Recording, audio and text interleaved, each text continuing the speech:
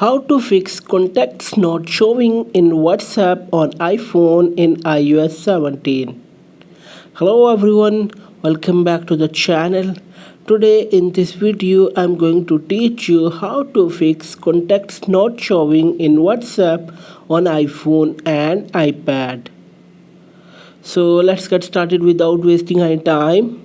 So guys, the very first thing what you need to do is just open the settings menu on your device and tap on your Apple ID at the top of the page.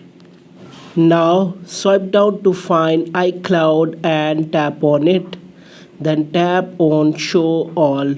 Here scroll down and make sure that the contacts option is enabled.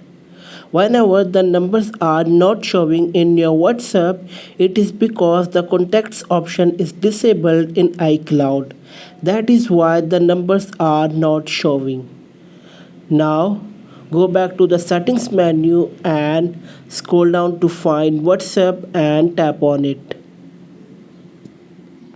Here, also make sure that the contacts option is enabled. If the contacts option here is disabled, then your phone numbers will not be displayed in your WhatsApp application. So here also you have to enable the contacts option.